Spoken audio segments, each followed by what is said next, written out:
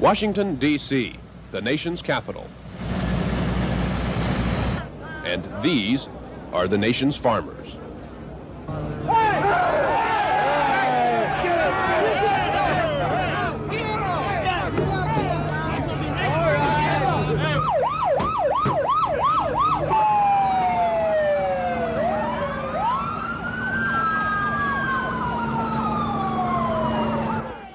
They hail from Minnesota and Maryland, Carolina and California, and almost every other state. Average citizens who have turned into angry militants.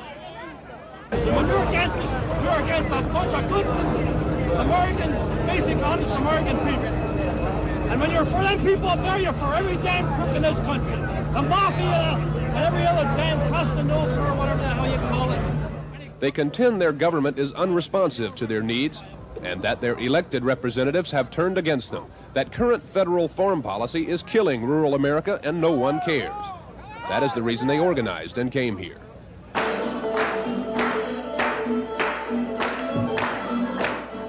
It is a movement typified by these Minnesota farmers who say they can no longer afford to feed us and that all of us have a stake in their plight.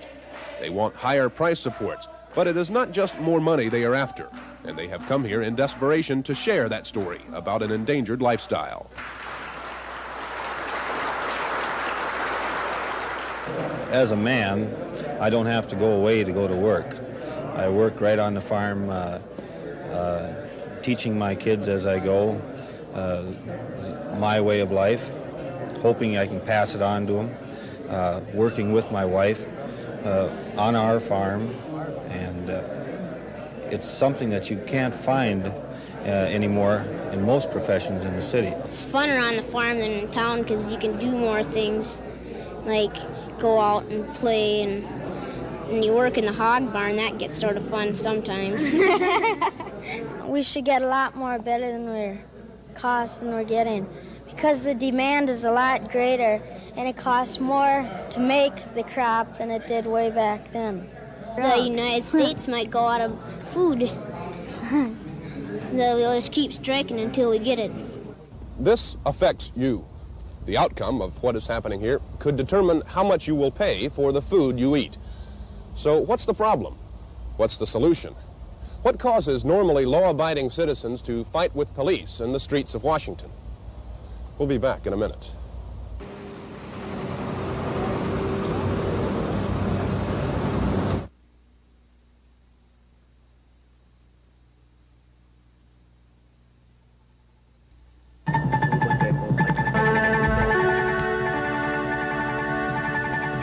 In the news tonight, a tractorcade of 2,000 farmers converging on the Capitol is expected to be a big fat headache for commuters tomorrow morning.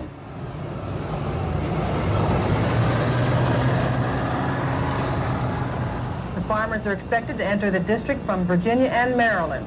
Marjorie Margolis is standing by at the command post. Let's find out how the city is getting ready. Margie?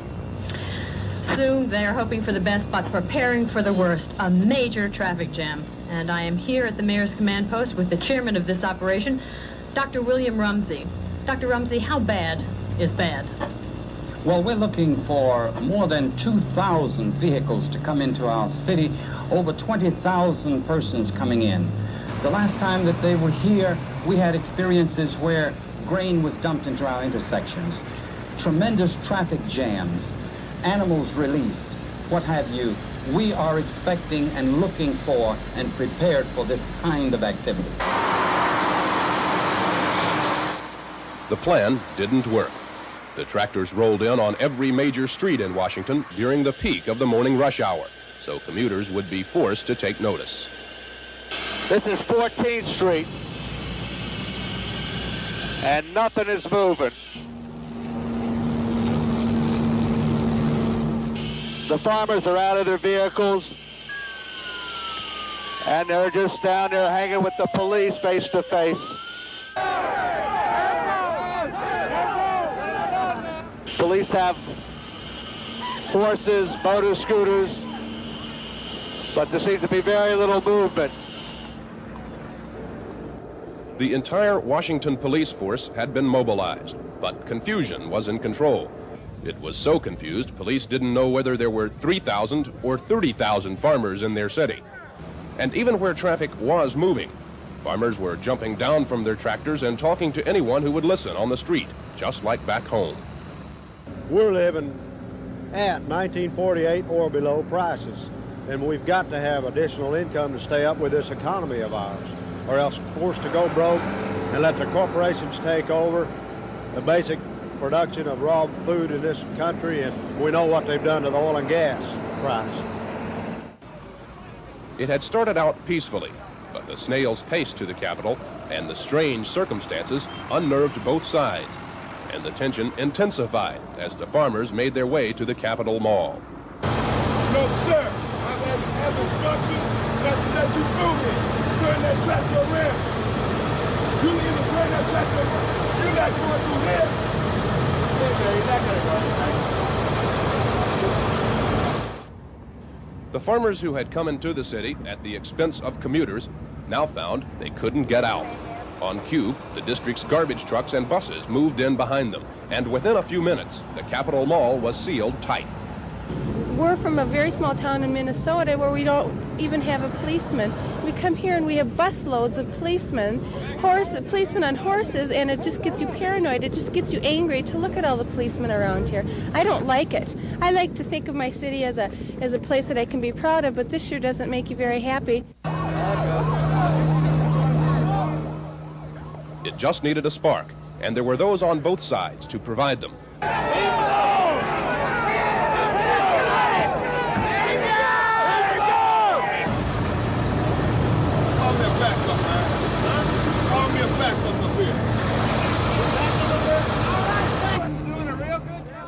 There were arrests and there were injuries from farmers' fists and from police billy clubs. The police had been ordered to enforce the barricade with whatever force was necessary, an order designed simply to prevent uncontrolled tractorcades all over the city. Police thought this farmer might try to break through, and they made an example of him.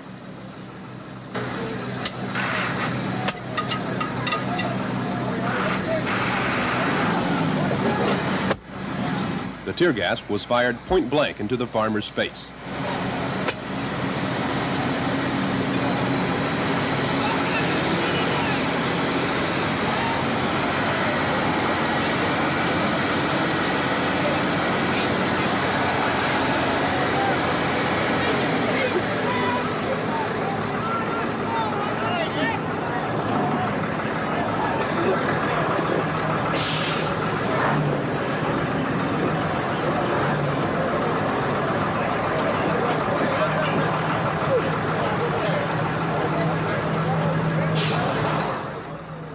His name is Johnny Colston, a third-generation farmer from rural Georgia, who never before had been at odds with the law.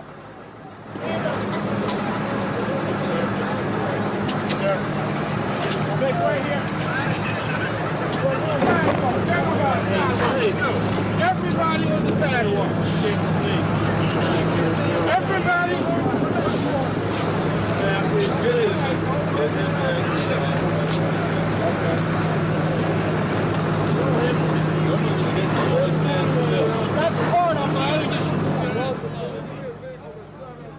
As a result of his first real encounter with police, his vision may be permanently impaired.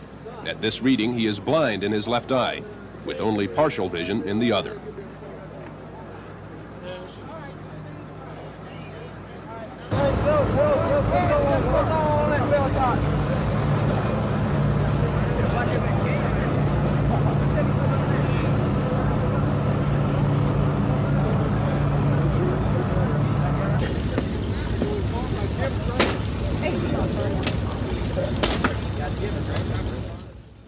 There were, of course, many farmers who had nothing to do with any violence, Minnesota's delegation, for instance.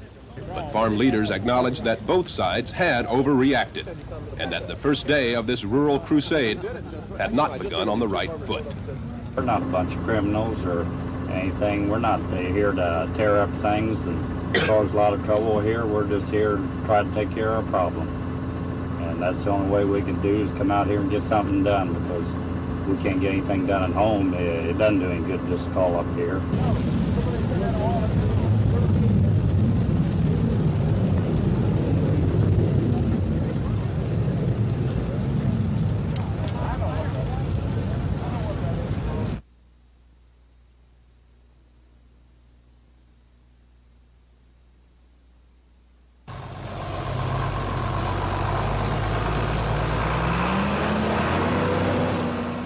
Rural America rises early, and here in Washington it was no exception.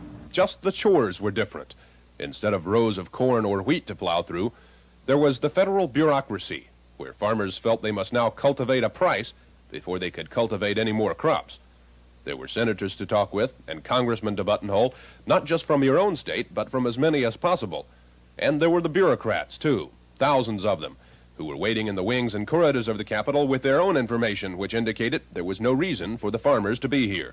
That, in fact, farm income had jumped 40% in just the last year. No question. So 40% of nothing is probably still nothing, huh? Well, that's what if you say it. You can confuse people with numbers, and I mean, I can say my numbers, you can say your numbers. I can prove mine. I can prove mine. No, you can't. There was lots of talk, and there were lots of figures bandied about, but little movement on issues. And there were just plain city folk who didn't exactly provide encouragement for the farmers' cause. And you are going to do zero. Nothing. Okay? Because you don't know the heroes that you put in Capitol Hill. All I'm telling you is you can't beat City Hall. That's all lose, right? You can't beat City Hall. But you got to try. And on they went, these farmers from Appleton, Minnesota, and Glenwood and Milan, from all across small-town USA, patiently trying to twist arms and change minds with their own personal stories. We've been refinancing our land for the last 2 or 3 years just to keep ahead of our debt.